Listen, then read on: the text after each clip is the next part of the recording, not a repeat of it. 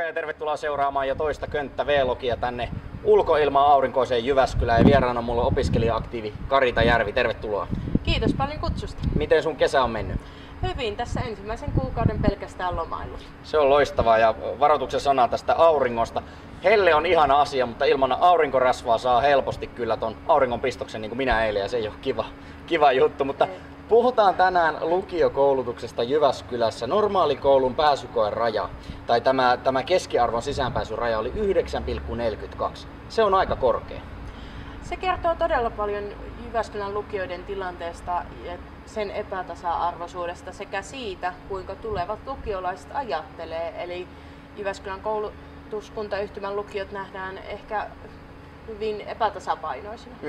Ja tässähän on ollut tätä rahoituksen ongelmaa ja nyt onneksi Jyväskylässä on herätty tähän ja on lisätty rahoitusta lukioihin. Mitä muuta pitäisi tehdä?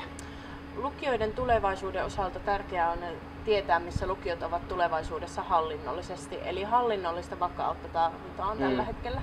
No mä olen itse ehdottanut, että koulutuskuntayhtymä tulisi lakkauttaa nykymuodossa. Onko se opiskelijan korviin tai sun korviin radikaali ehdotus vai onko siinä kenties jotain perää?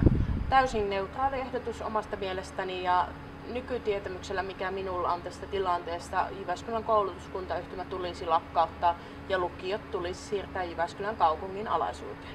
No, jos palataan vielä tuohon opiskelijaelämään, miten tämä tilanne on näkynyt sun opinnoissa? Eli tämä huono resurssointi ja nämä ongelmat, mistä on paljon Jyväskylässäkin puhuttu. Syventävät ja soveltavat kurssit ovat vähentyneet reippaasti, eli ollaan menty pelkästään pakollisilla kursseilla, jotka on johtanut siihen, että tulevat apit, eli henkilökohtaisesti kuten minä, niin joudutaan opiskelemaan apivuonna paljon enemmän. Eli jos summaan tätä keskustelua, niin toiveena on vakaa rahoitus, hyvät, terveet tilat toimia ja sellainen työskentelyrauha. Kyllä. Ja näillä päästään eteenpäin Jyväskylässä. Nämä on varmasti niitä keinoja ja mä uskon itsekin siihen, että takaamalla tällaiset edellytykset niin saadaan näiden muiden lukioiden houkuttelevuutta nostettua ja tämmöinen epäterve tilanne, missä nyt ollaan, niin siitä päästään pois. Kyllä. Kiitoksia Karita Järvi todella paljon vierailusta tähän V-logiin ja kiitos katsojille. Muistakaa nauttia kesästä ja oikein hyvää ja rentouttavaa lomaa.